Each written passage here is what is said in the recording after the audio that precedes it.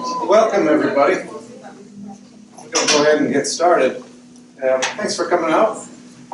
Please avail yourselves of the hospitality here. Anytime you want, just go ahead over and help yourself. My name is Bill Cavanaugh. I am the director of the Center for World Catholicism and Intercultural Theology here at DePaul, and our mandate is to study the church in the global south, so Africa, Asia, and Latin America, because that's where all the fun is these days. That's where the action is, especially in the church in Africa, a very vibrant and growing church, and we're very fortunate tonight to have representatives of both the old and the new generation in the church. If you don't mind, Joe, with me associating you with the older generation, still very vibrant and path-breaking. But Joe has been around and seen it all. Joe is Father Joe Healey, Maryknoll priest who has been in Africa for many decades and has just celebrated, is this right, your 50th anniversary of priesthood? Knows the church very well from the ground up and from the top down, is very active in academic theology, has contributed to the two books that we're honoring tonight, and also if you want to take a look at some of the other publications over here, there's one in Swahili, and the only words that I can understand on that book are Joseph Healey. So, well done, Father Joe. He works with, in addition to teaching at the university in Nairobi, is also very involved in leading the movement of small Christian communities. Everybody hears about the base communities in Latin America, but in Africa they're even perhaps more vibrant. 180,000 small Christian communities in East Africa, from what Joe tells me, and growing all the time.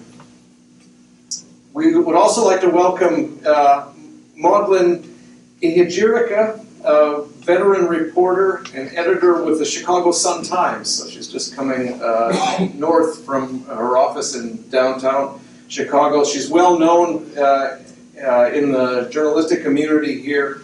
She's been awarded the 2016 Chicago Defender Women of Excellence Award. Last year, the Studs Terkel Award. She's won the National Association of Black Journalists Salute to Excellence Award. She's a Nigerian and a Catholic, and she has just published a memoir, Escape from Nigeria, a memoir of faith, love, and war. So we welcome Maudlyne as well. And our third speaker tonight is Father Chu Ilo, who needs no introduction. He's a well-known figure around here, only been here for 3 years, but soon to know everybody in Chicago. He is a research professor in the Center for World Catholicism and Intercultural Theology, and teaches in the Department of Catholic Studies here. Contributing author to the Church We Want, but also author of several monographs of his own, and is the founder of the Canadian Samaritans for Africa, and has his hands in many other things, including our new African Catholicism project that we're launching and just got a major grant to do. So we'll be meeting we met in Nigeria last year. We'll be meeting in Nairobi this coming summer, and most of that is due to Stan's hard work and genius. So if you would please join me in welcoming our three speakers. So I will speak first, and Joe will be the second speaker, and then Maudlyne. My presentation is aimed at drawing attention to three personal discoveries from our joint theological project, the Theological Colloquium on Church, Religion and Society in Africa, TCCRSA, from 2012 to 2014, which led to the publication of this book, which is the third in this series. I will highlight my own contribution to this volume and one final point on how the Center for World Catholicism and Intercultural Theology is building on projects like these through the African Catholicism Project, which as Bill said, which I coordinate. So there are three important discoveries that I made through this collaborative effort. The first is that the African Christian story is more than a single story. Our meetings help me to appreciate the fact that the African Christian story is complex, rich, diverse, and cannot be presented as one story. The African Christian story is a rich ocean into which canalizes multiple streams with competing narratives and interpretation of God, world, nature, Christianity, abundant life, etc. In his famous 1998 Macmillan Stewart Lectures at Harvard University, the late African foremost novelist Chinua Achebe spoke of the balance of stories when it comes to writing about Africa. This was the essay which inspired the now more famous TEDx presentation of Nigerian novelist Chimamanda Adichie on the danger of a single story. Achebe wrote that those who never learn how to write their own story will be condemned to live the story and images of themselves created by others. However, he also looked towards a new world where we can see each other's story as interconnected. His words, and I quote, "It is not true that my history is only in my heart. It is indeed there, but it's also in that dusty road, in my town, and in every villager living and dead from my town who has ever walked on it. It is in my country too, in my continent, and yes, in the world. That dusty little road is my link to all the other destinations. To ask everybody to shut down their history, pack their bag, and buy a one-way ticket to Europe or America is just crazy to my way of thinking." Unquote. I am not sure what images of Africa any of you might have, but from my own encounter with fellow Africans and non-Africans, I am increasingly convinced that the African continent is burdened by what Mudimbe calls the invention of Africa. It does not matter whether this image is negative or positive or a little in between. What is to be noted is the importance of examining what one ever knew about Africa and refining one's insight based on new information. This underlies the need to dig deeper beyond generalizations and stereotypes, real or imagined. That is why I call my own approach to African studies as a total picture approach. This theory simply states that any aspect of African history and the African condition reveals significant and important insight about Africa as a whole, such that each challenge or facet of African history can only be understood in the light of the whole of African reality. In this regard, I read African history seeking for intersections, cross-cultural and intercultural forces in African history. There is always some rich dimension in the narrative of Africa which can be found through entering into the high cultural context and noetic value of African history. It is an approach, according to my own thinking, which also pays humble attention not only to internal and external cultural forces, but also to the diversity within particular elements and local instantiation of the so-called African predicament. Every aspect of African reality can be viewed and understood from any aspect of African reality. So there is no place where this invention of Africa plays out more prominently than in the present narratives of African Christian religion and its peregrinations in the continent. Such much hackneyed phrases as Africa as the new homeland of Christ, Africa as the heartland of Christianity, Africans as incurably religious, African notions of God, Africa as a continent of Ubuntu and Sankofa, etc., are often rarely critiqued by Africans themselves, and when those outside the continent question these claims, it is not often received with so much friendship and love. And I am not arguing that these categories are not true or false. I'm just saying, calling for a more self-critical engagement with these heavy categories with their multiple meanings and interpretations, among many, which continue to define and redefine the lens with which many see the movement of the Spirit in African Christian history. Sometimes this kind of categories papers over some serious social, economic, theological, cultural, or political challenges facing Africa and works against the voices and ingenuity that we find in local processes, midwifed through local communities and local knowledge.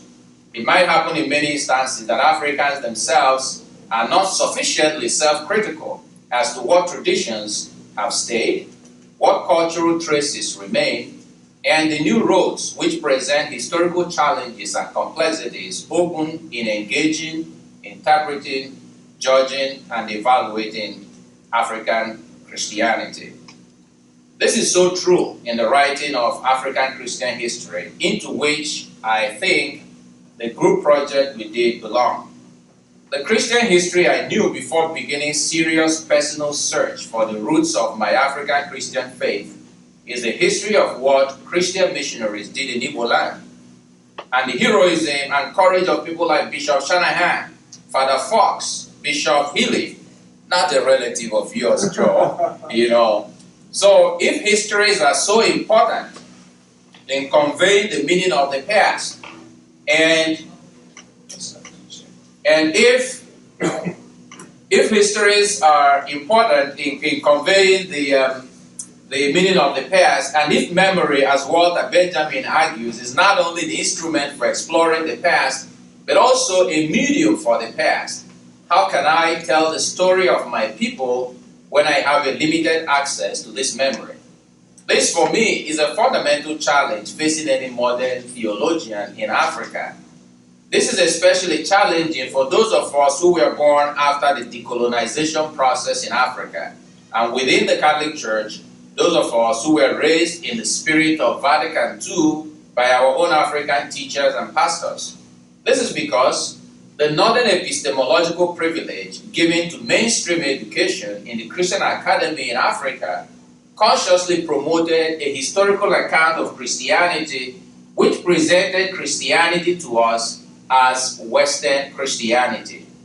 Every other thing that happened in Africa prior to the emergence of Western missionaries in Africa was either presented as negative or were simply passed over in silence.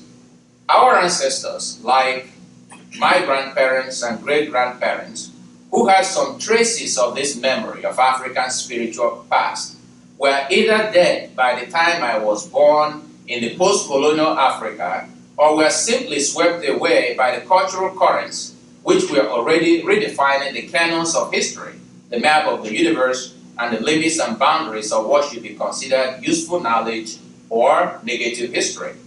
The tales of the grannies in Africa were then seen not as narratives of belonging for the construction and reconstruction of being and meaning in Africa, but as merely a celebration of some historical relics to feed the fancies of young Africans, just to show them how it used to be in the past. So the folk tales, myths of origins, religious history, and African spiritual traditions were not presented to us as sources of validity of our beliefs, but rather as a scattered patchwork of the past, to be kept as past, since they belong to a negative and uncivilized notion of God, life, world, cosmos, etc. In the same vein, the stories of the contributions of Africans to the shaping of the nature of Christian mission, even during the era of Western missionary success in Africa, was not taught to us. I never heard about such giants like Wade Harris, Simon Kimbangu, Ajay Crowder, Mojola Agbebi, and many others. So what we did through this project helped me to question some of these categories and to go beyond the celebration simply of the exponential growth of Christianity and Catholicism in particular in Africa, without asking such fundamental questions like, what do we call Christian growth? Why should we go beyond sociological analysis of demographics to a more theological probing of the nature, character, identity, and relevance of the Christian faith to the deepest hunger and concerns of many Africans today? I will skip many points here. The second thing I learned from this project is a greater questioning of my locus of enunciation. Who am I writing for as a theologian? Whose voices or voice do I represent? What kind of history or theological account do I produce when I write? These are some of the questions which our meeting in Nairobi helped me to confront with greater sharpness and attention to a more self-critical approach to theological discourse. Writing about the documentation of history in Africa, Anne and Brown, in their famous book on African history, says that history may be a matter of words and shirts carefully dusted in libraries and museums in Europe. In Africa, history is a living environment. To write African history, whether it is about Christianity or any subject, requires that one must enter into a living environment and a shared environment in which all realities are intelligible, not as isolated beings, but as participating in creating a community of belonging and a spiritual and moral universe which conduces to human and cosmic flourishing. Now, our meeting helped me to question my own limited locus of enunciation as a male priest. When one looks scientifically at the emerging patterns, challenges, continuities, and discontinuities in Christian religious history in Africa, one is immediately confronted with the fact that one is very limited in his or her understanding of African Christianity or Africa. But as a Catholic priest, I also became aware of the power distance between me and many ordinary African Christians. As I listened to other colleagues tell their own stories from multiple contexts and from different denominational backgrounds, I became aware more than ever of the need for me to adopt even a humbler approach to claiming expertise about African Christianity, since I have a very limited insight into this question. I think I decided to time myself. So the final point I wanted to the final thing I learned from my involvement in this work is about Africa's place in world Christianity and the need for intercultural communication. And this is not just between Africa and the rest of the world, but above all, even internal to Africa, especially because there is even diversity in local context within African Christianity.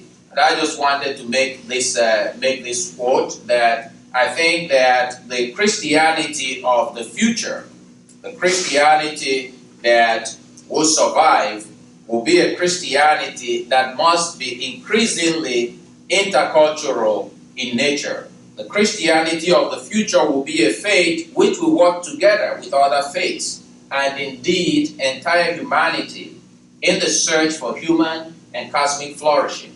It will surely pursue evangelical and catechetical goals and seek the establishment of God's kingdom. But it must do this, like Pope Francis tells us, from a place of vulnerability and humility. It must frame her mission in prophetic terms by integrating the social context and the social location of people and embrace multiple loci of enunciation in development of appropriate language and grammar of assent, and faith demands on the people of God. Therefore, as David Burrell argues in agreement with this preceding point, the interlocking movements and histories mean that modern academies, catechesis, and theologies must now see all understanding as intercultural in nature, and every act of reading and communication as translating, which could enrich us instead of diminishing us. I think already that is what the Center for World Catholicism does in a very, very significant way. And what I have contributed to this dialogue is what I call a AAA ecclesiology. I just, Standard and Poor use this, AAA, to show that an economy is doing well. And so I don't know what is the rating of America today. Whether is it still AAA? In the United States? I don't think so. I don't think so. We wait until after the election to see how it goes. But, so I thought of something. The church that has a AAA rating is one that is accountable. I call it an ecclesiology of accountability, an ecclesiology of accompaniment, and an ecclesiology of action or praxis. Now, we can unpack some of these, during the question and answer session. I'd like to pass this on to my distinguished colleague here, and one of the people I consider my idol, because this is a guy whose work I was, trying to crack to get to know what you're talking about in some of your writing as a junior seminarian. So it's so nice to share this platform with you. I joined in the celebrations this week of the 200-year anniversary of the Vincentians' service in the USA. A special connection for me is that I teach African Vincentian seminarians at Tangaza University College in Nairobi, Kenya. That is like a Kenyan mini version of the Catholic Theological Union, C2U. I bring warm African greetings from our two editors, Emmanuel Arobator in Nairobi, Kenya, who likes to be called Bator, and has spoken here before at DePaul, and Giacomo Ezeppa in Rome, Italy. They are deeply with us in spirit. I am an ordinary and regular member of St. Kizito, Small Christian Community, in short, SCC, in the Waruku section of St. Austin's Parish, Archdiocese of Nairobi, country of Kenya, continent of Africa, world. I like to begin that way. To be faithful to this new way of being church, my main credibility is that as a priest, I have no special responsibilities in our small Christian community. The lay people are the leaders of the small Christian community. I am happy to be a student, a learner. And as we say in Swahili, mimi ni mwanafunzi. I am a student. I teach a course on small Christian communities as a new model of church in Africa today. I am 78 years old, and by the way, 78 years and counting. In our first class, the students started calling me Mzee, which is the Swahili word for elder, as a title of respect. Now, I don't know how this generation remembers, but as I shared with the students earlier today, that's the name for the Lion King, the grandfather in the movies and the plays. Mzee, elder, title of respect. When I heard that, I said to the students, no, not yet, not yet. Give me another name. So the next day they came in and they said, Padre, we have a new name for you. We're going to call you the youth from a long time ago. I like that a lot better. For many years, African theologians have searched for a genuine, authentic African method of theology. At the Padua Conference on Theological Ethics in Padua, Italy in July 2006, the Ugandan theologian and historian John Waligo emphasized the importance of African narrative theology. And this intersects with some of the things that Stan was saying. John Waligo said, Africans can now stimulate theological development. We refuse to leave our cultures and traditions behind. We have much to say about enculturation, offering new models of theological reflection. Our theological style is concerned with narrative, expressing teachings in stories. Our people listen better when you give them a story. This means using local expressions and rituals, linking the gospel to their story. Ugandan theologian Emmanuel Katongole emphasizes that African theologians like to listen to the real-life stories of African people. Stories are not just anecdotal. African storytelling is a way of living, a way of listening, a way of being theologian. It includes oral theological conversation. Importantly, storytelling honors women's stories and experiences. Stories give texture to theology. They illustrate the lives of people living the theology, preventing theology from just being a series of propositions. African theologians are developing African conversation theology. And that's the mantra that I hope we can lift up today, and Stan referred to it in other ways. Or more specifically, we can say African Christian conversation theology as a new way of doing theology. In Africa, we prefer the term African palaver theology, but we realize the word palaver carries a lot of negative baggage in the Western world. For us in Africa, it is both the name of a method or process of theology and the name of a type of content of theology, much like liberation theology. Method heavily influences and determines content and vice versa. It is a two-way process that illuminates and enriches African values and Christian values. It is similar to mango tree theology or storytelling theology.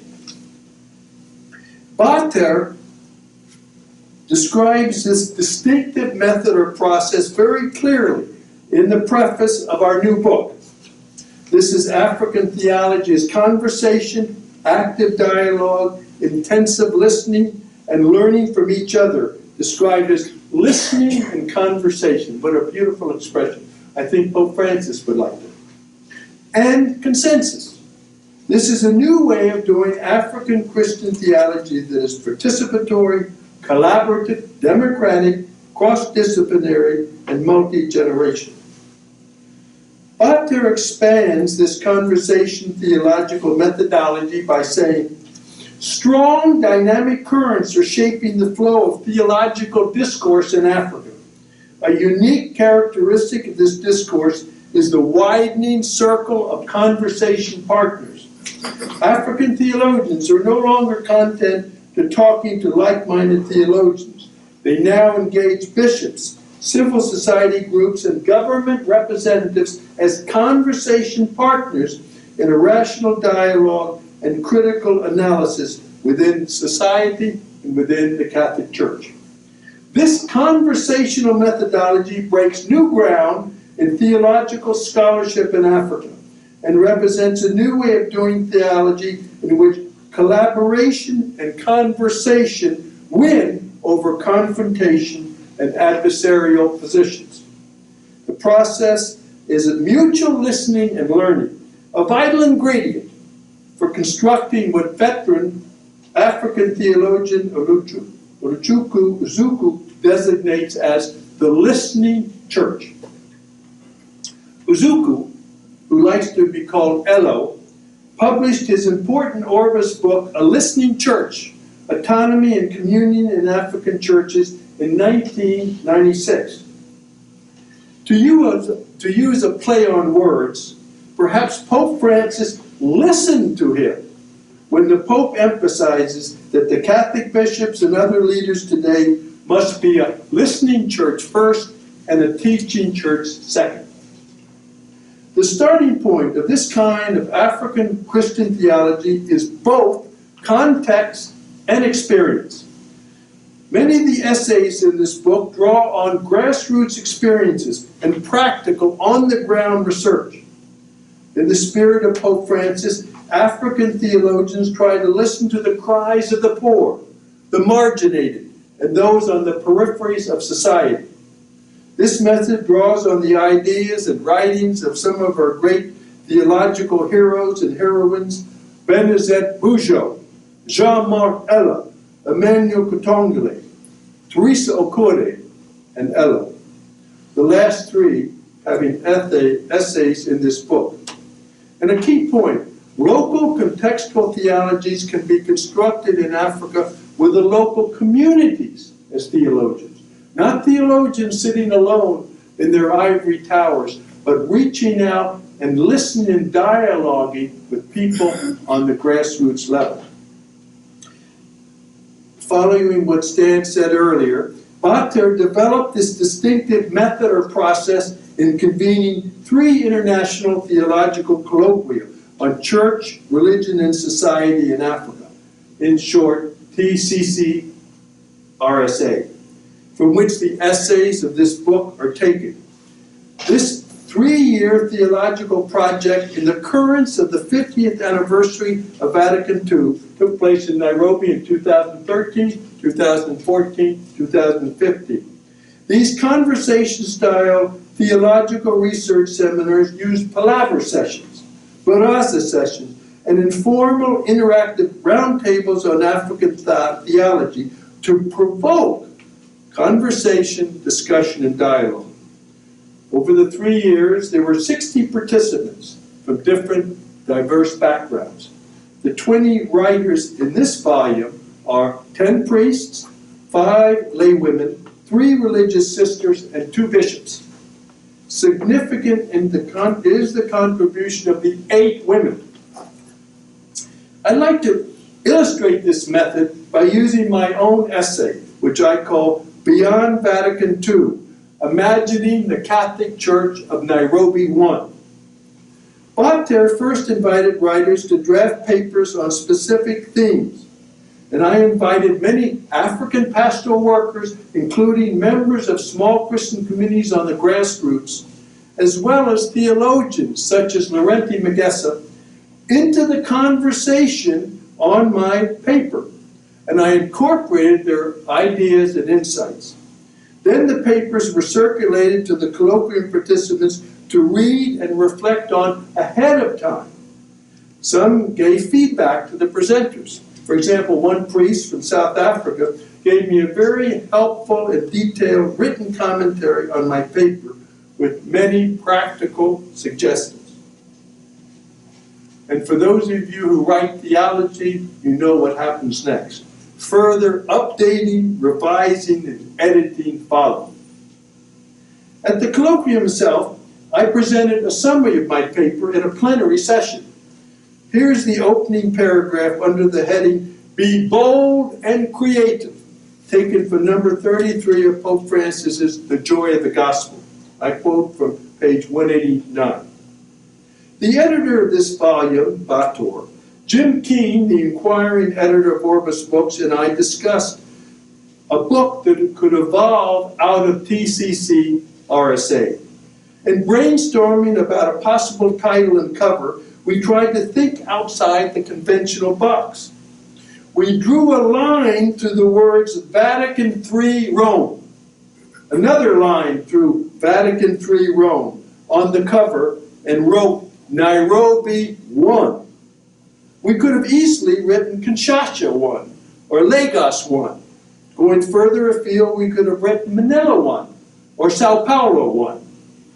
The idea was to challenge the natural assumption that the next ecumenical council has to take place in Rome. Why? If the center of gravity of the Catholic Church is moving from the West to the global South, why not have the successor to Vatican II meet in one of the great cities of the Southern Hemisphere? My co-presenter was Notondo Hadebe, a lay woman theologian from South Africa, and that in itself shows the rich diversity of the participants. After a half-hour plenary session that combined comments from the floor and question and answers on our papers, Bator, a man of many talents, simultaneously recorded this conversation on my paper in his computer and miraculously handed me a half-page summary at the end of the session. During the coffee breaks and meals, I dialogued further with the participants on my paper. In the spirit and practice of this colloquium, using the method or process of African Christian conversation theology, I incorporated the comments and insights of the papers in the final draft of my essay for this book. A long, winding journey, as you writers know. As another example, I'd like to refer to my essay called Small Christian Communities as Agents of Change in the Fight Against HIV and AIDS in Eastern Africa, in our second book being presented tonight, HIV and AIDS in Africa. A statistic that has surprised everyone I've spoke to these 3 days here at DePaul.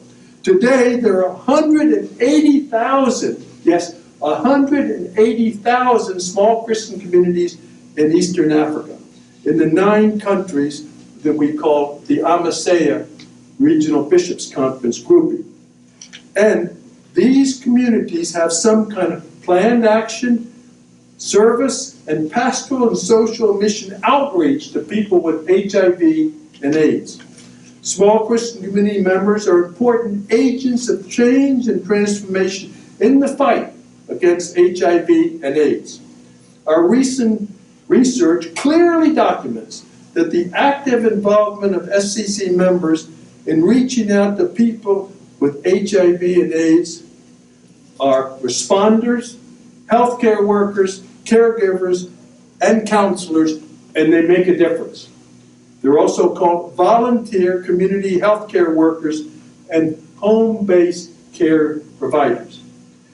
SCC members have a special opportunity to minister to families and couples affected by HIV and AIDS, such as caring for millions of AIDS orphans, and counseling discordant couples. Now, a historical perspective. This ministry is a pastoral and social priority for the Catholic Church in Eastern Africa. It is significant and very disappointing that HIV and AIDS were not specifically mentioned in the 39 questions of the original questionnaire for the World Synod of Bishops' first session on family and marriage in Rome in October 2014. Some African countries, such as Kenya, did not even mention HIV and AIDS in its answer to the last question: what other challenges or proposals do you consider urgent or necessary to treat?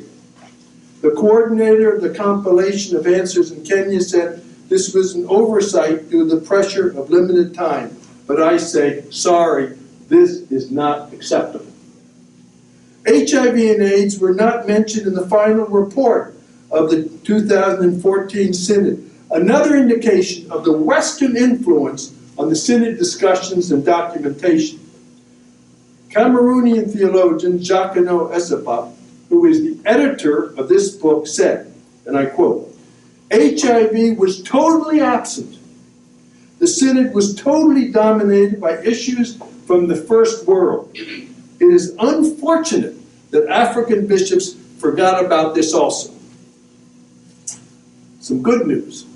An important exception was Cardinal Birhanu-Jesus Surapal, the Archbishop of Addis Ababa, Ethiopia, himself a Vincentian.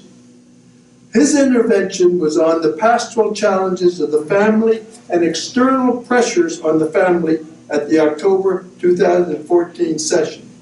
Speaking of, as the chairman of AMASEA, a grouping of 9 countries, he focused on 3 pastoral challenges that face Catholic families in Africa today.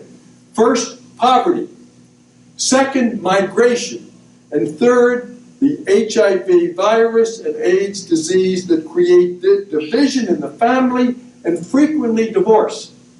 Usually both parents are affected and sometimes both die, leaving children under the care of grandparents. It's very important to understand that these 3 challenges are interconnected and interrelated and are part of Africa's overall cultural, economic, political, religious, and social context and reality. One report states 71% of the 35 million people living with HIV and AIDS in the world live in sub-Saharan Africa. Let me repeat that. 71% of the 35 million living with HIV and AIDS in the world live in sub-Saharan Africa.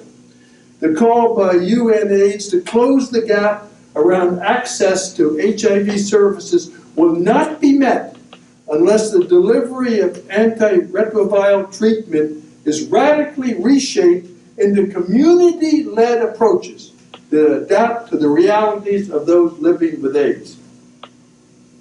Meanwhile, commentators in North America and Europe merely say that HIV and AIDS problems are being handled and controlled by medicine. That is the cocktail of antiretroviral drugs. Now, 2 final takeaways. In the spirit of the pastoral challenges of Pope Francis, the final section of my essay in The Church We Want proposes pastoral solutions to 2 meanings of the Eucharistic famine in Africa. First, ordination of married community deacons or locally ordained ministers, what we call married priesthood. And second, African stages of marriage. Let our conversation, discussion, and discernment on these pastoral challenges in Africa evolve and grow. Second, we are organizing a total of 12 book events around the world to help promote, market, and distribute these 2 important books on Africa. DePaul is event number 5. Elo is creating a discussion forum in the Bulletin of Ecumenical Theology, both the print version and, more importantly, the digital or electronic version that is on the website of the DePaul University Library. All of us are invited to contribute to this forum on topics related to these 2 important books on Africa by posting our comments and further insights. We hope that a rich and online conversation and exchange will take place in this forum on the internet. This is a perfect way for our African Christian conversation theology to develop and grow. The voices of Africa are important. We have to continue to emphasize that Africa matters.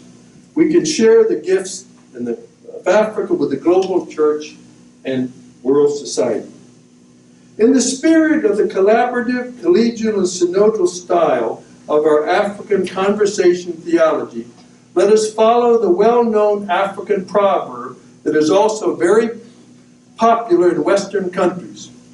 If you want to walk fast, walk alone. If you want to walk far, walk together. Thank you. Good evening. Look at that. Good afternoon. Sometimes, as a journalist, when you're running from one story to the other, you can lose track of what time of day it is. I want to first of all say I am so happy to be here. So happy to be here. And I have to thank my good friend Stan for inviting me to join you tonight. And I am humbled, beyond humbled, to meet someone of your stature. I thank you so much for sharing today. And I am excited to learn more from these 2 esteemed individuals. What I can contribute to the conversation is much less academic, and it is really my personal experience.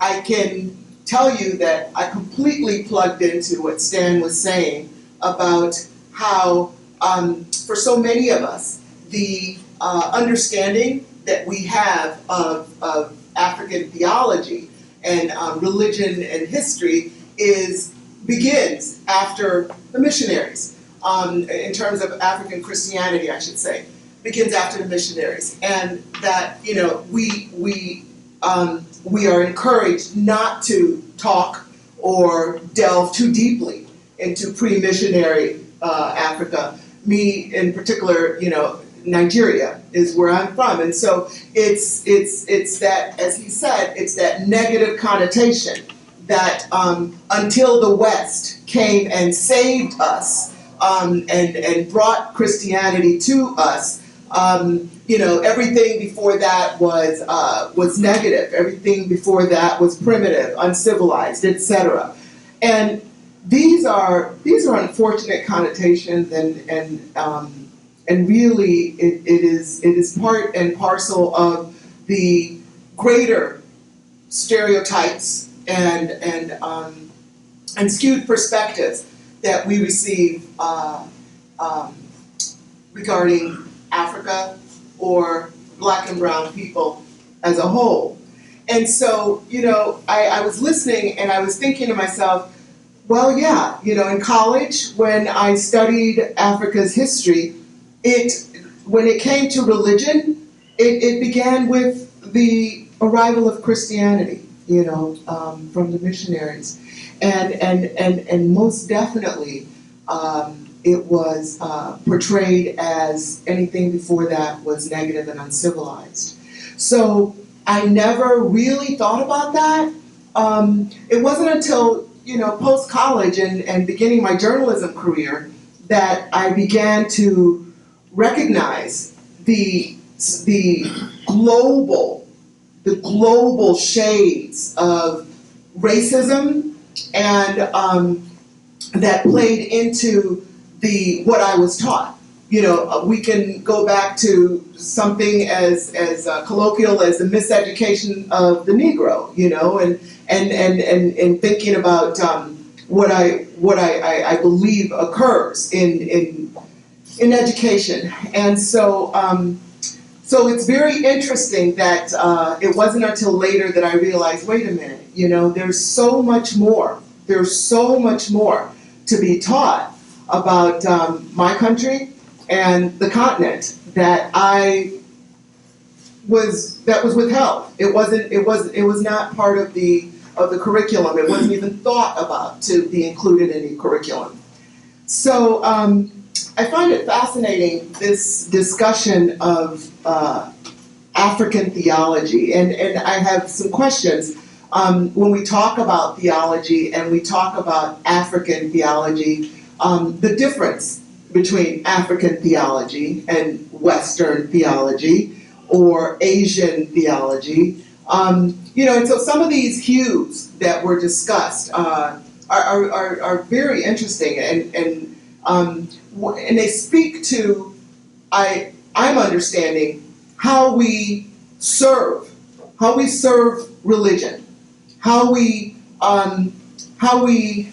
nurture through faith, and what is needed to break through barriers and to connect with those who are receiving. And so I think it's really fascinating. One of the things that you talked about when you talked about the small Christian communities, I have some questions. I wondered, okay, well, what is a small Christian community? Is it a Catholic community?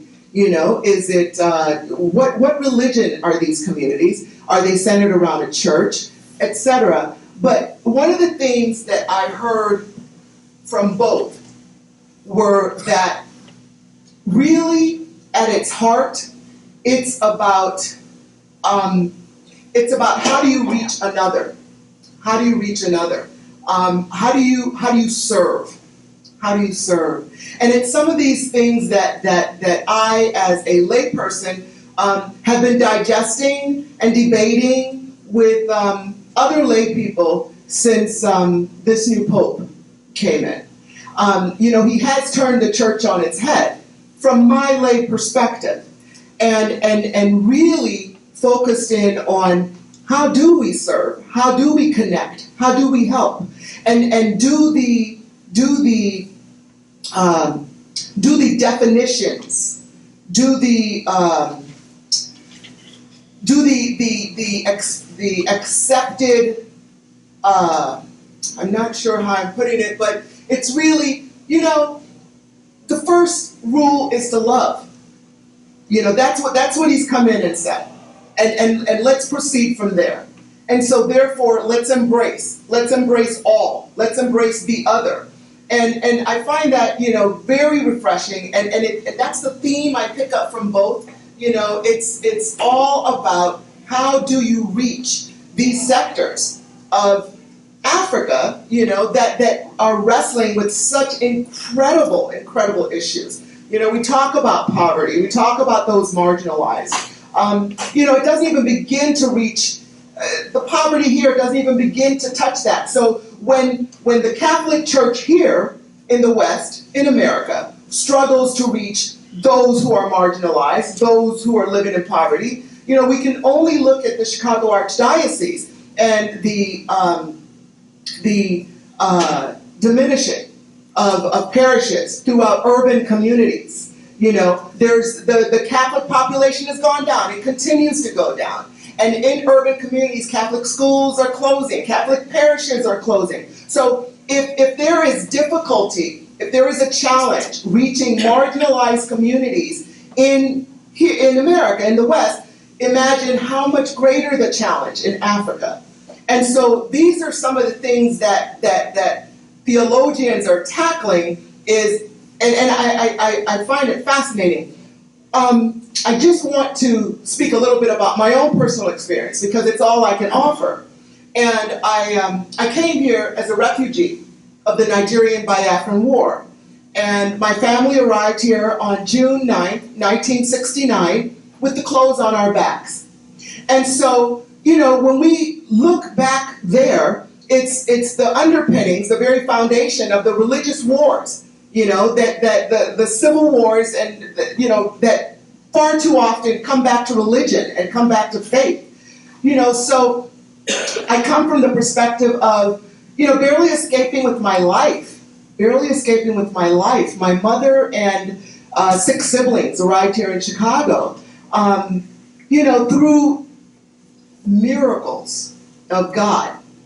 So I sit here as a devout Catholic of very strong faith that was passed along to me from parents who were converted to Catholicism by the missionaries, and so what I know, all I have of my faith, I owe to the missionaries. And so there's so many hues for me in my own personal story because my family was saved by 5 white families on the North Shore. My father was attending school here at Northwestern in Evanston during the war, and for 2.5 years, he nor my mother knew if the other was alive or dead.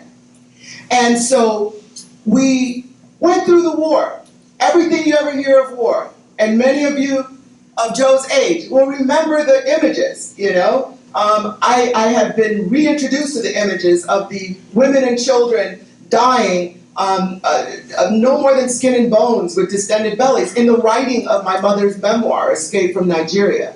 I relived that. So, it was for these 2.5 years that my mother was trying to keep 6 children alive from age 2 to 10, a woman alone. And then my father here, was in anguish, not knowing if we were alive or dead. And we were saved through a series of miracles that completely and irrevocably sealed my faith in God, for us. And it also sealed my perspective on the missionaries. For us, the first miracle was that a nun asked my mother if she could help. And my mother told her, my husband doesn't know if we're alive or dead. And the nun said, write a letter. I'll smuggle it. This is during war-torn Biafra. I'll smuggle it to my priest brother in one European country. He'll smuggle it to my nun sister in another European country. And she'll smuggle it to Sierra Leone, the neighboring country. So I had to go all the way around the world to get back to the neighboring country where we believe my father was attending school at the University of Fort Bay. But he had already left when he could not return after completing his degree, and he got a scholarship to study at Northwestern and came abroad to the US. When that letter arrived, it could have gone into the garbage can. He was long gone. It could have arrived in the hands of someone who did not know him and tossed it. But it arrived in the hands of someone who knew him. And in 1960s Africa, with the challenges to mail, found a way to get that letter to Evanston, Illinois, into the hands of my father. And my father was sent an angel as well. It was one of these 5 couples, his instructor at Northwestern, who asked him at some point, what's going on? How can I help? And he told him the exact same thing. And he said, I'm sure your family is dead. We've all seen the images on TV. And I think you probably should just accept it. But my father refused. And then the letter came. My father showed him the letter. And this instructor and his wife joined with 4 other couples from Highland Park, Northbrook, Glenview, Evanston, in the most Herculean effort to find my family in the middle of a raging war and then bring us out. So for me, when I talk about theology, you know, my eyes can get a little glazed over trying to bring it home. What does it really mean? What are we talking about? And so for me, you know, that faith that we talk about, the Christianity in Africa, that's my story. That's what Christianity in Africa means to me. It means missionaries who gave my mother, who introduced my parents to Catholicism, and then who helped my mother with that initial smuggling out of the letter to save our lives. So I don't know much about pre-missionary Nigeria. And it's only in recent years, as I strive to learn more about the continent and more about my own country, that, I've been here since age 5, right? So it's a different perspective. It becomes a skewed, Americanized perspective. And then you have to come back. You have to fight to peel back the layers and get back to the core. And so that's my journey. One of the things that I'm really interested in is the perspective of the women who have contributed essays in this book. There's so much debate today about, you know, women in the church that I find it fascinating. And I'm really, really happy that the women were able to contribute. I think I'll stop there. But this is a fascinating and enriching discussion, and I'm really looking forward to hearing more from both of our esteemed panelists here, and also I'm looking forward to hearing from you. I want to hear what your thoughts are. I want to hear your questions, because we're all learning together. So, Stan, I'll start out with you and ask you to explain to me, and forgive the ignorance, when we talk about African theology. What are we really talking about? As opposed to general theology. Yeah, this is quite a question, but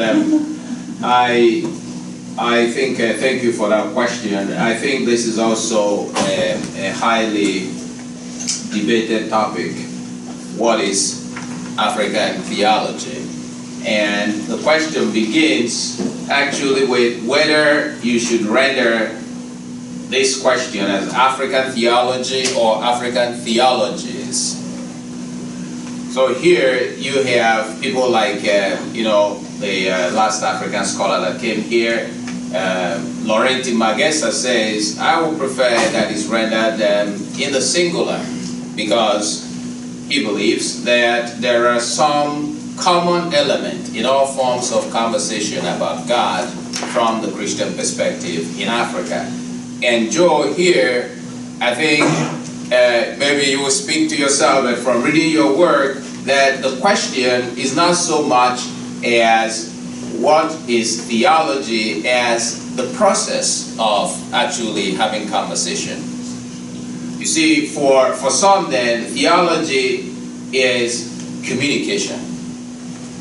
So it's not really what is as like who would define an abstract concept. It is about the conversation in order to make intelligible what people are already living, and how to proceed in formulating, based on people's daily practices, how the kingdom of God is being lived and experienced, the tension, the challenges, the opportunities. So there are people also who will argue that African theology should be rendered in the plural, because there are multiple African Christianities, as diverse as, the different experience of the Christian faith is as diverse as Africa itself.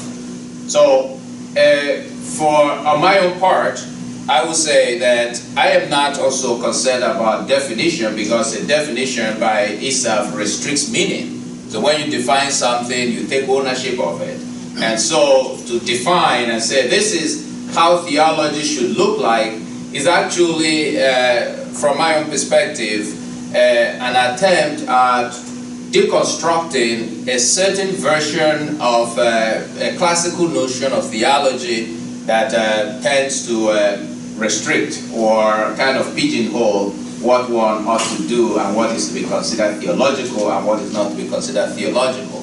So personally, for me at this present stage in African history, what I consider most prominent is actually to enter into the stories and allow these stories to guide us in seeing what I call the fruits of the eschatological kingdom of God. What are those things, like the prayers we say, your kingdom come, your will be done on earth as it is in heaven. So how is God's will being done through the presence of the Christian faith in Africa? And then the task of the theologian is actually to enter into that will of God as it's being done, and to give, that's why I say it's accountability, to give an account. The same things, I take it from the Gospel of Luke and the Acts of the Apostle. He says, having considered all these things, I have decided, O Theophilus, to give you an ordered account of what has taken place. So for me, that is what I consider theology, giving account of what is moving forward in history of those who believe as well as those who do not believe. So Joe, you both speak of the conversation. You both speak of this African theology or theologies as really the conversation. And so are we talking about the integration of the culture in a way that best facilitates conveyance of the church and its mission to the people that it's serving?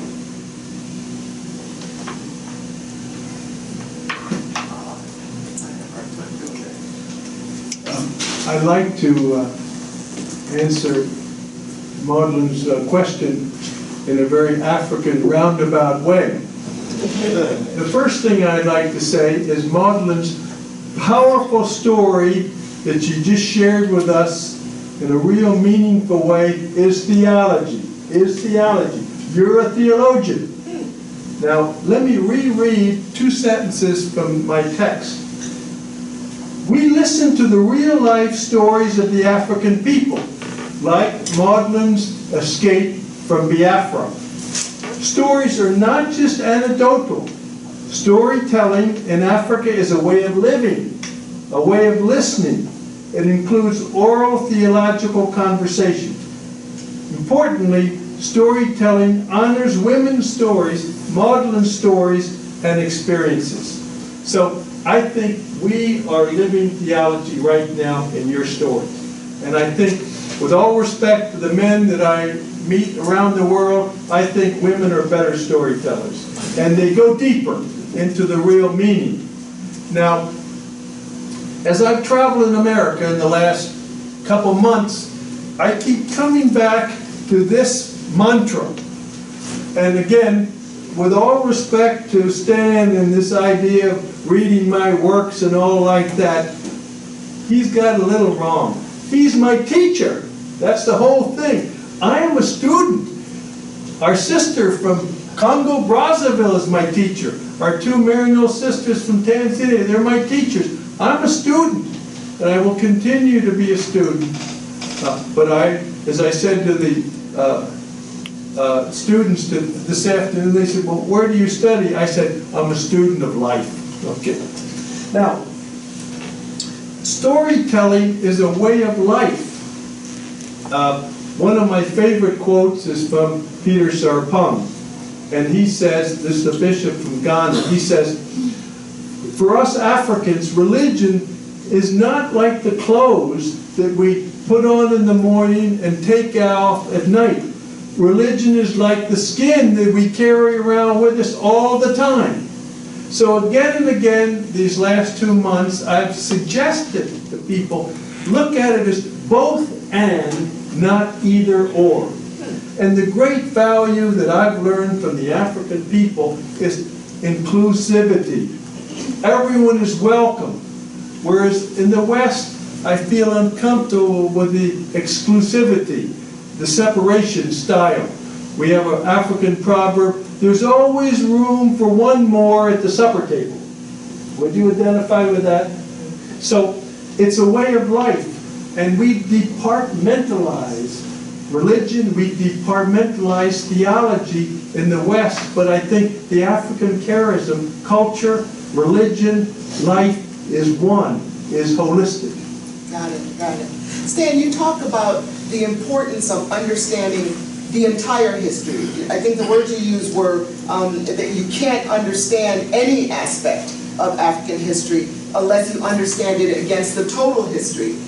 Tell us, what do you see as the challenges to expanding the perspective of the West on this and as it relates to theology? Thank you. I think that one of the challenges is not just an African thing, but I also see this in global Catholicism. We have the problem of fragmentation.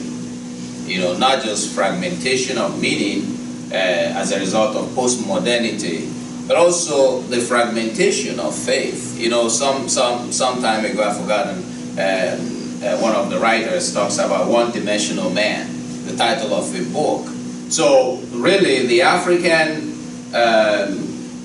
approach that I see emerging in this conversational theology is to see that stories are whole. You know, every story is a complete narrative in itself.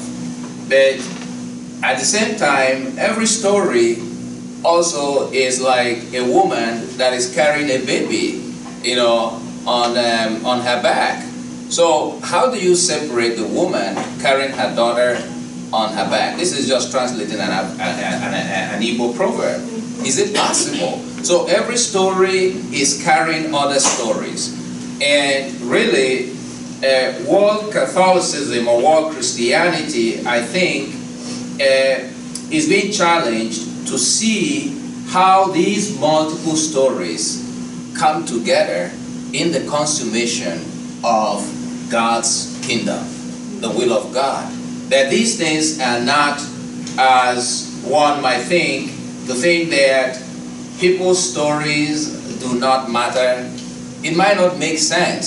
So for instance, what Joe is teaching in Tangaza College might not make sense to someone who is here in Maudlyne Seminary. However, because like the International Theological Commission said in the document on theology, that we always have to see family traits in every instance of Catholic theology. Because, when you remove the creed or remove Jesus Christ, then it might become some kind of tribal Catholicism. So yes, I think that aspect of the total picture approach is not just because in Africa there is a relationship, an intrinsic relationship that is defined by participation. But I see that, in my own personal work with women in Africa, to see that when a woman is crying at a meeting, that cry of that woman, if you probe further, can explain a lot of the social, cultural, or economic problem of the entire women there. She might begin to tell you about patriarchy, about death in her family, and you discover maybe what killed her husband may have killed, that disease may have killed other women's husband in the same village. It's just seeing that every story is also my own story. And so I am not isolated from what happens to another individual. And so as a theologian, you do not stand above the community.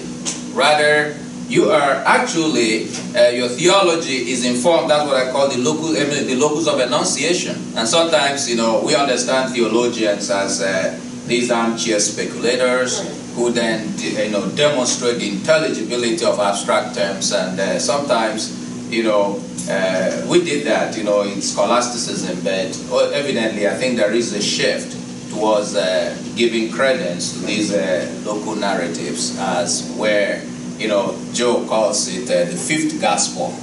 The fifth gospel. Interesting. Joe, I'll shoot one more question to you before we open it up to the audience. You talked about something that was very heartbreaking to me, that the meetings of the church leadership in 2014 completely omitted HIV/AIDS.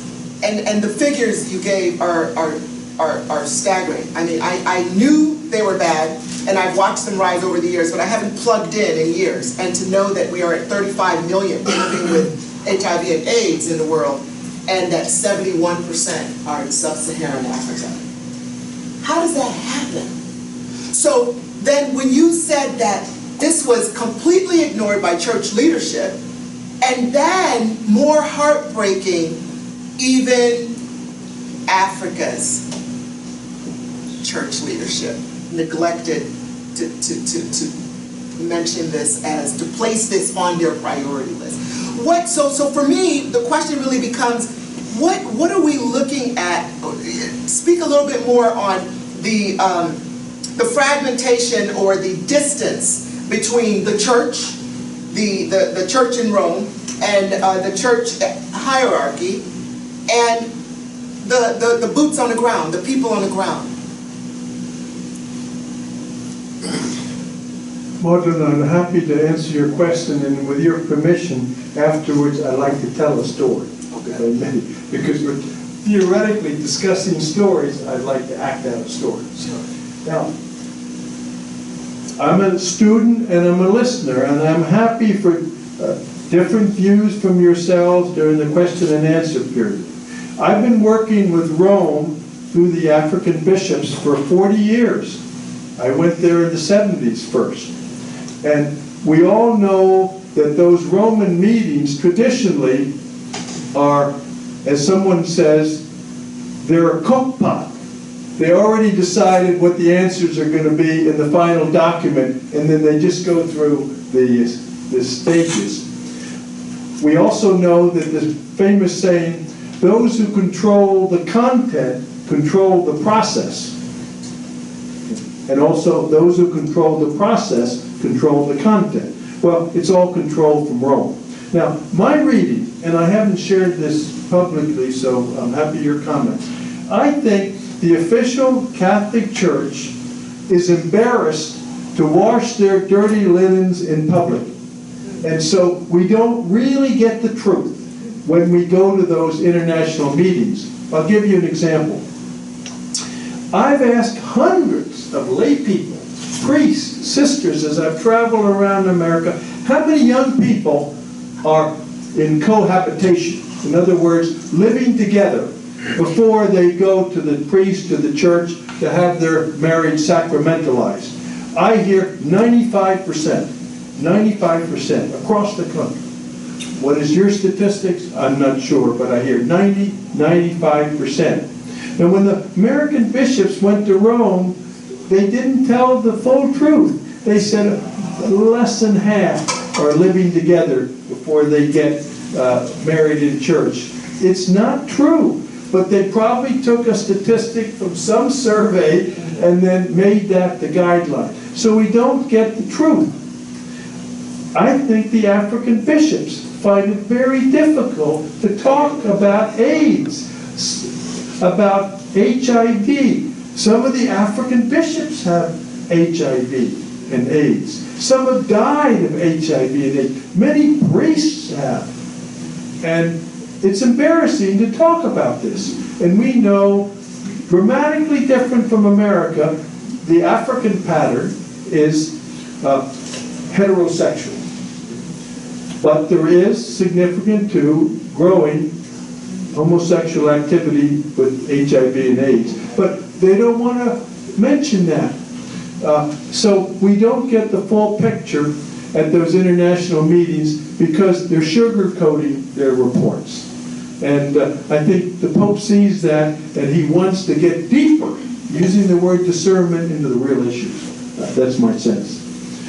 Now, I'm just having this feeling I got to tell a story because really, we don't want to just be discussing stories. So I got to stand up.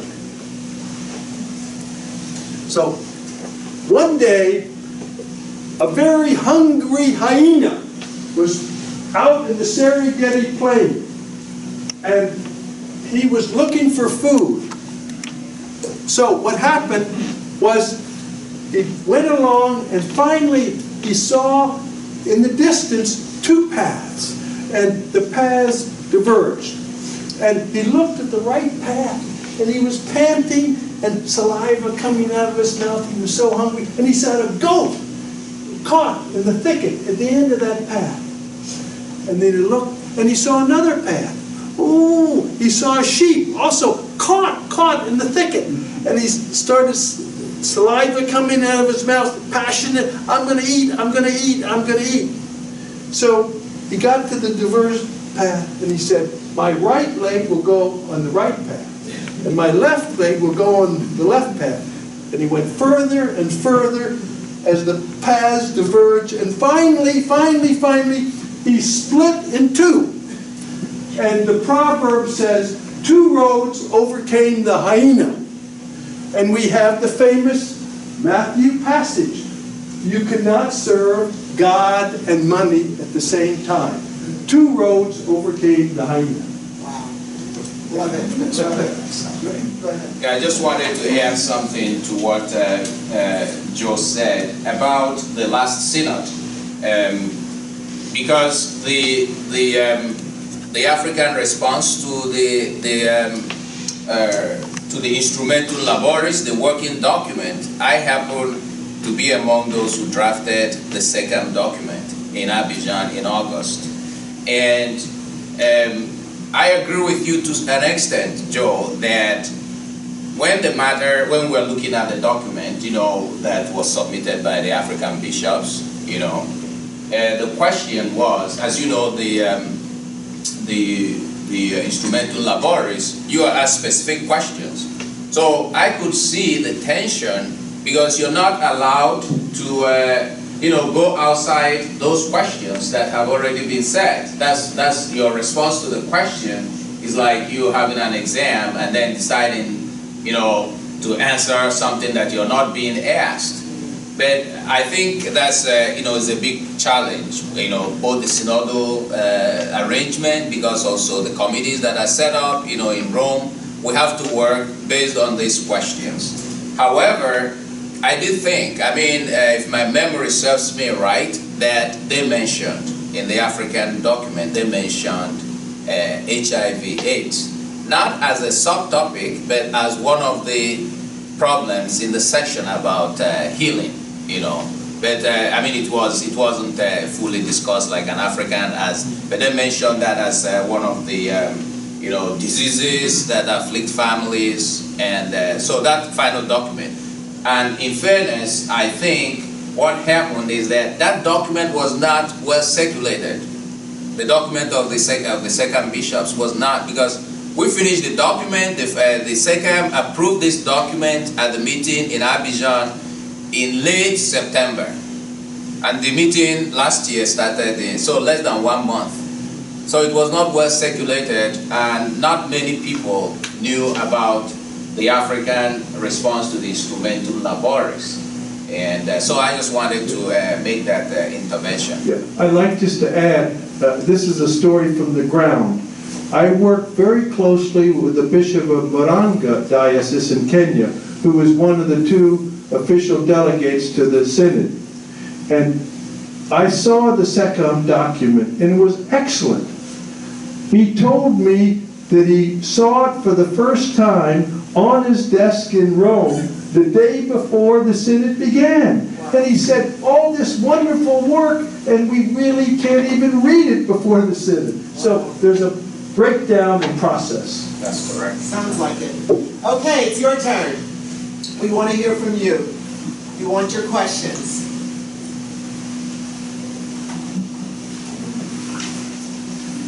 Come on, don't be shy. Thank you for all 3 of you for sharing this evening. If I understand correctly, you all shared a little bit of a narrative in some sense. And my interest is more when the narrative gets ruptured. Or as Stan mentioned a little bit, when it's devalued so you don't pass it on as readily. So when it's ruptured, or through the immigration process, or through war, or it's the next generation in diaspora, and you say storytelling is so important in terms of revelation and theology, but when that is lost, then where do you turn to? What is the alternative? Thank you. Stan, you want to take that question? This is I don't know if I have the answer, I must admit, Simon. This the challenge of ruptured narratives. Last year we were at Boston University at the Center for Global Christianity, and there is a volume that is coming out about narratives in African Christian history. Boundaries and what's the other part? I've forgotten the second part of it. But this was a question that came up. Since in African Christian history, what the Dictionary of African Christian Biography is trying to do is to write African Christian history through the lives of those who lived it. So it's a big online database. But then the question is, how do you bring together traces of history, when people have migrated from even one social location to another? And how authentic are those oral collections, especially in a culture that didn't keep documentation? And I must say that I don't know exactly how this plays out. I mean, I've tried to look at the work of Paul Ricoeur and how he says that recorded history in itself does not, by its very nature, it does not exhaust the whole range of meaning. But when I talk about just thinking about that in terms of African history, that these traces of history can be pieced together, especially in different cultural artifacts that are scattered all over. It could be through songs, proverbs, and also moral traditions that persist. But in terms of, again, how do you talk about what is valid, you're not looking so much as looking at factual narrative as much as looking at the truth content of those narratives in terms of how it helps people to make sense of where they are today in history. So I don't know exactly how you trace that, but I think one has to be faithful to every occurrence of meaning especially through these performances that you find in traditional African society, as well as, like say, Maudlyne's history. When you go back to your village, there are traces of your history. I mean, it's so surprising how you can find this in, especially in myths and in proverbs. So that's what I can say. Maybe others can contribute to that, but I don't think I have worked this out myself. Yes, thank you. And of course, you can go back and find them for the stories, right? And that's very powerful because the stories can live thousands and thousands of years. My question is for you, Reverend Stan. You mentioned several times cosmic flourishing. I was just wondering exactly what you meant by that, if you can break that down and unpack that for us. Cosmic flourishing. Yeah, the idea of thank you. The idea of cosmic flourishing actually I translate from my mother tongue, which is Igbo, we call Ezindo or Ujundo, abundant life. Abundant life means that there is harmony in creation, that there is justice, there is order, and there is wholeness. Because people are not fragmented, but rather that in spite of the fragmentation, the disasters, that somehow the spiritual hands of God and the life of the community, the relationship, even within the valleys of history, are somehow in an African understanding of cosmic, human and cosmic flourishing. That is what is considered wholeness.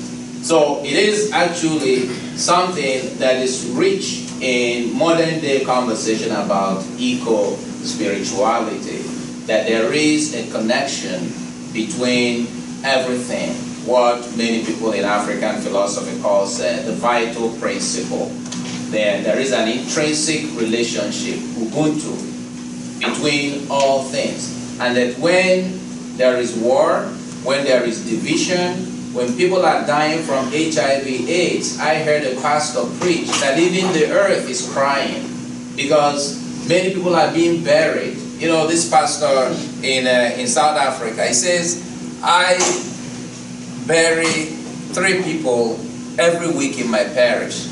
You know, I was at Reach Out Mbuya, one of the biggest HIV treatment centers. I volunteer there every other year, and I spent 1 week with the Comboni fathers, Father Paulino, you will know him, you know. And I was at this place, and someone was brought on wheelbarrow. He was gaunt, he couldn't sit, he couldn't lie down. So Sister Pat was feeding him with feeding bottle because he couldn't hold anything.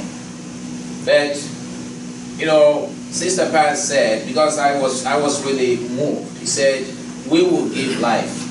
Our job here is to give life where there is death. So over time, you know, by next morning, this brother was actually beginning to sit up.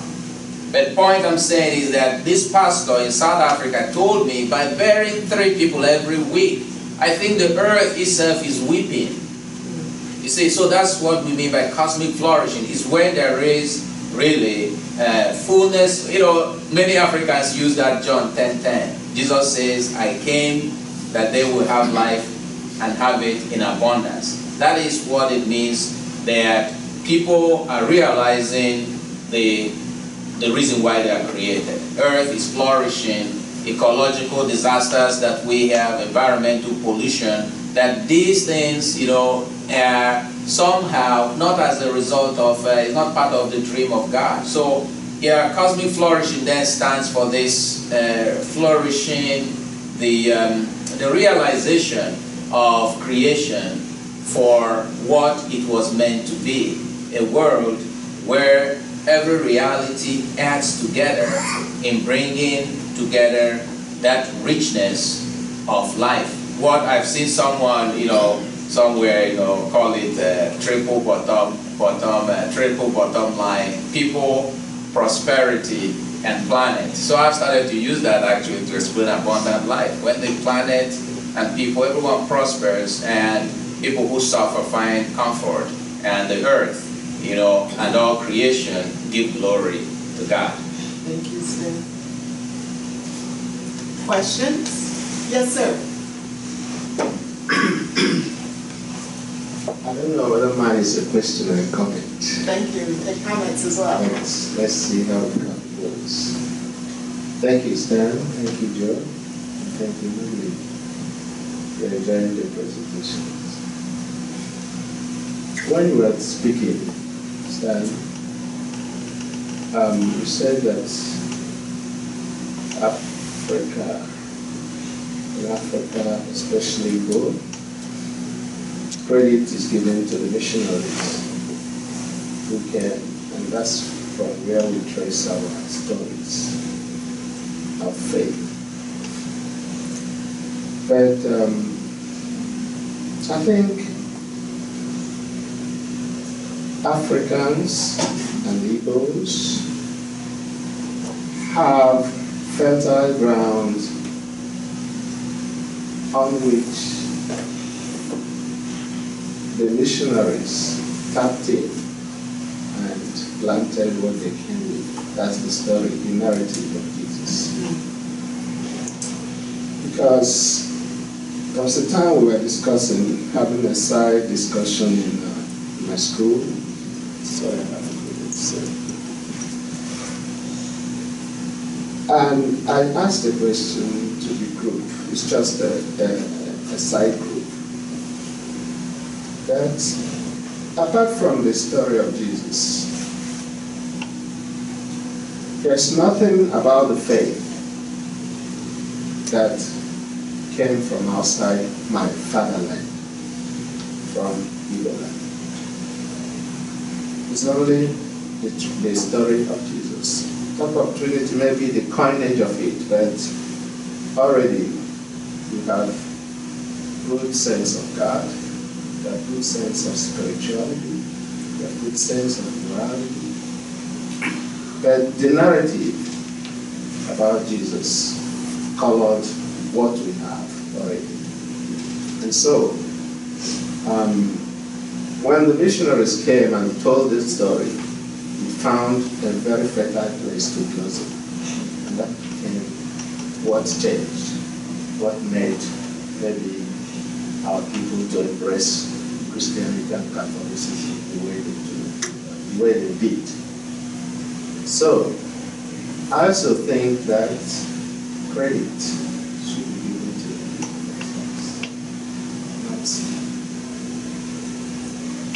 Amen. Amen to that.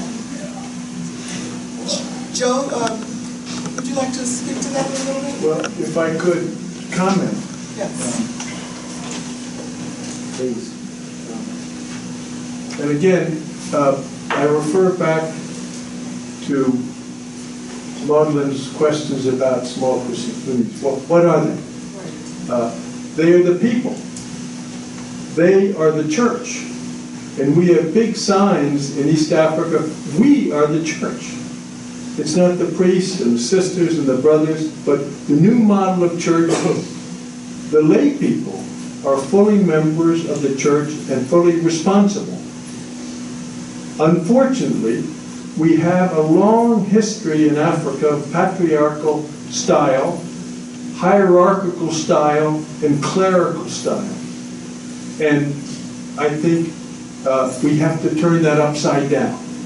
I like this idea of the Pope, which I shared in one of the classes today. He said, we have the traditional pyramid model of the church. We have the Pope, the bishops, the priests, the sisters, the brothers, and at the very bottom, we have at the base, the lay people. And at the very, very bottom are the women. He says, let's turn that pyramid upside down, an inverted pyramid. So the lay people are at the top, in the wide base. And then they have more of a deliberative voice. So I think we really have to have a change in our thinking of what models of church. And the Pope says again and again, collegiality, decentralization. He loves this word synodality. Well, what does it mean? It means on the journey, we're all together, sharing and suffering together, learning together, discerning together. A final comment, and I might get into trouble on this one, but I'd love to have a chat with Maudlyne later about our both being journalists. You see, I've been a journalist for 48 years. So I think we have to work harder on our language. And I'd like to make a couple suggestions which may get me into trouble. I never use the word missionary by itself anymore. What do you mean missionary? There's more African missionaries than there are expatriate missionaries. Do we think of that? We always think of the white missionary. We have to think of it in a new language. There's so many local lay people who are now being sent. In Kenya, we have the Catholic lay missionary movement. And these people are going from the more Catholic areas to the north, up among the nomads. And these are real missionaries. So I think that's one. Another one is my friend Laurenti Magessa and I have fought this battle for years, and Stan was there at the battle. Laurenti says, do not use the word African traditional religion. That's an old model of thinking. We fought with the French-speaking theologians on that. He says, African religion is one. Traditional is pejorative today. Old-fashioned, a long time ago, get rid of it. And he says, rather use the word African religion, and it is equal to all the other world religions. I just want to use the distinction made by the church historian Justo Gonzalez, to maybe that helps actually to make some clarification why we do have the challenge that Joe just pointed out, and I think that Mike is also asking. He makes a distinction between mission history and church history. And I think the problem we have had a lot, not only in African Christianity, but also in Asian Christianity, that when you write church history, you are only writing about bishops, priests, and popes, and maybe the outstanding founders of religious congregation. And so it becomes problematic because the mission of God is bigger than just the mission of the church that is often restricted to an account of what the church representatives, especially the hierarchy, had accomplished in a particular region. So yes, when you talk about the mission of God, you are actually looking at, and these are my own thinking, you are looking at the Christian faith crossing different cultural and spiritual boundaries. And as it does, Christianity is like a pilgrim faith, that continues to take within it many different hues and colors according to different contexts where it touches. So unfortunately, when the account is given, when you look at any of the accounts of history in Africa, you're more, especially in the Catholic Church, you're looking at when this missionary arrived and what he did or what she did, how they built the diocese, how they started the parish. Yes, and then people are forgetting that the people who did the groundwork, the people who were on the frontiers, were the catechists, those who were doing the translation, teaching the Western missionaries the language, helping them to understand. So it is trying to, and this goes back to Eusebius. Eusebius in his 3 volumes about ecclesiastical history, when he said that the church is not a historical subject. So, and I think Ratzinger also noted that in the speech, famous speech he gave on, the hermeneutic of continuity and discontinuity in the interpretation of Vatican II, about the church not being a historical subject. And that being said, that maybe there is some form of essentialized understanding of church. And unfortunately, that essentialized understanding is always pervaded through the narratives of the hierarchy.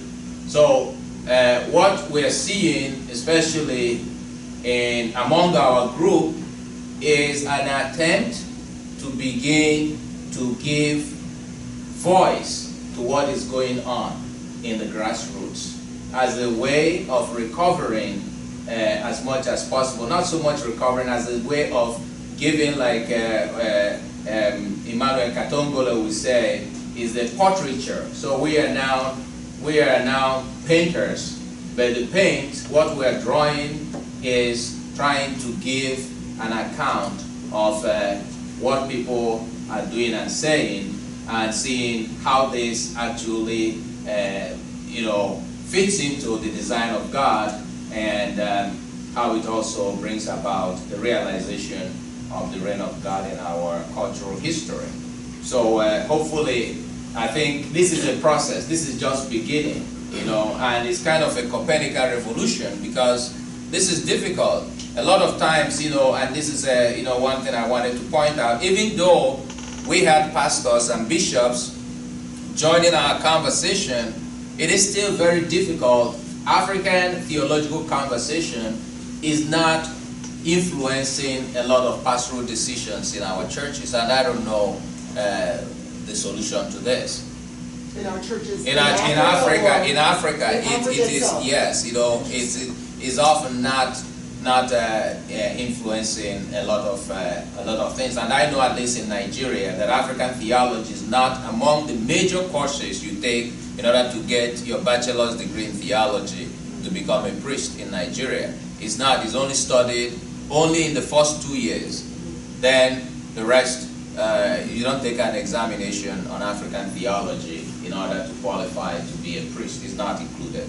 Thanks, Dan. You wanted to add? Well, just a proverb. I like to use a proverb for every occasion. And there's many versions of this, but one proverb goes, "Until the lions tell their own stories, our story will have the bias of the hunter." I've always loved that proverb, actually. Questions? We have time for 2 more questions. Yes, please. I have a question for Father Healey. So my great uncle is a priest in Hispaniola. He travels back between Haiti and DR, and much like you, he's assimilated into their culture. And I'm just wondering if you face any challenges trying to take on their culture, and if you face any hard opposition to the message that you were trying to teach. That's a great question. Thank you. I have here in our audience some other Maryknollers, and I'll share what we feel was our journey in Africa. Maryknollers went out to share the life of the people, and so we worked very hard at learning the local languages and customs, and we felt very at home living in simple huts out in the villages. And we tried to listen to the people and come up with their felt needs. Now, my honest and humble response is we can only do that to a certain level. We really can't share the life of the people in the economic or even cultural sense. But the African people have said to me, it's not how good your language is or how many skills you have, if you're with us. That's what counts. And the Maryknollers who have stayed in South Sudan during the recent genocide, they're not there to change things, they're to share the suffering and the life of the people. So to me, that's the deepest experience of mission, sharing the life of the people. Now, just as an aside, people say to me, well, what happens when you come back to the United States and you're lost here? How long does it take you to acculturate back in America? I say, with the internet, it takes me 30 seconds.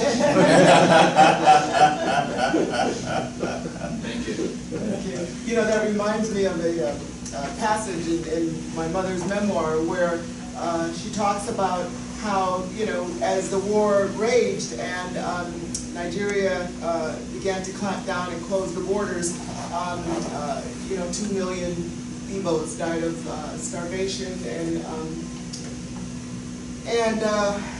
in that war. But she said that as the war raged and as the borders began to be closed and no more food shipments nothing was going to get through, they told the missionaries, you know, get out. You better get out now because, you know, it's over. And that many of the missionaries that were in her village or in the city that served her village said, left, but there were a handful, and she'll never forget them, who said, no, we're going to stay here and die with the bite after this. You know, and that level of being with, it's an amazing thing when we talk about faith. It's an amazing thing. It just, you know, it's for me, it's examples like that that I can relate to, that speak to what is theology, what is the teaching of God, you know, what is serving humanity. So anyway, that just reminded me of that. And we have time for more questions. Please come forward. Yes, sir.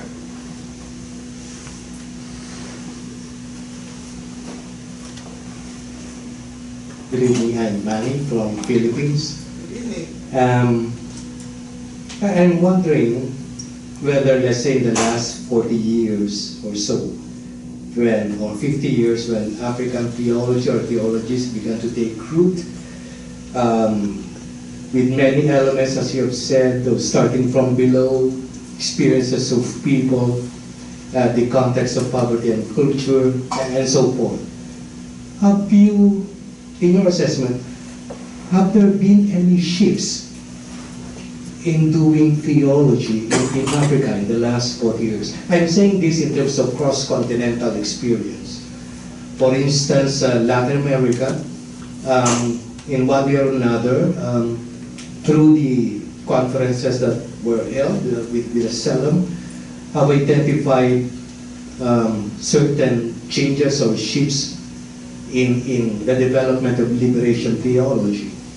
Although, of course, the proponents of liberation theology would say there has been no major shifts, but perhaps the focus have changed. But I wonder, how is that in African theology in the last 4 decades or 5 decades?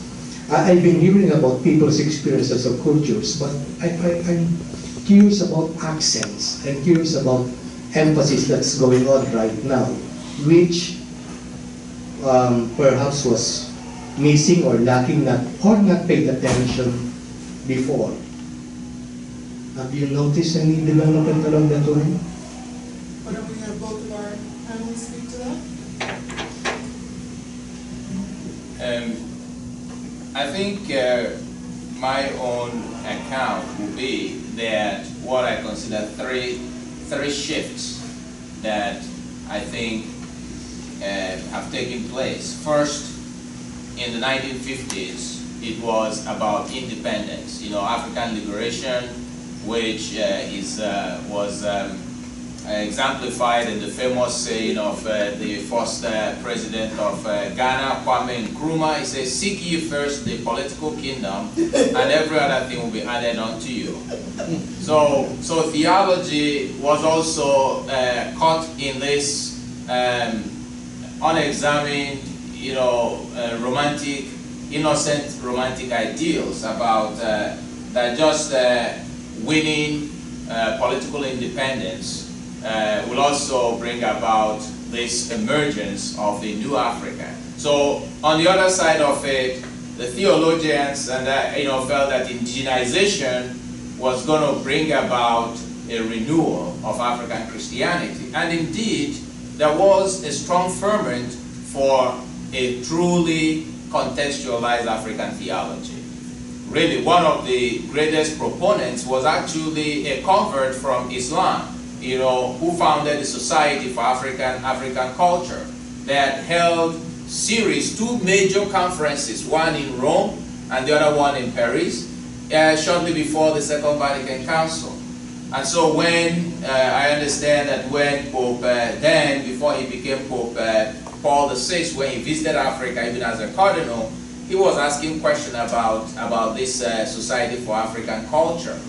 However, and I think through the help of Joe, then eventually I found that document of SECAM in French about that's the second phase after the Second Vatican Council, and people were coming to realization that gaining political independence is not going to be just simply the answer, because I mean the war in Biafra, the war in Congo, which continues today as the longest war in Africa, you know, all these kind of unfolded, coup d'etat all over. At the same time, even like in Nigeria, one of the first objects of the attack by some political forces in Nigeria was to ask the missionaries to leave.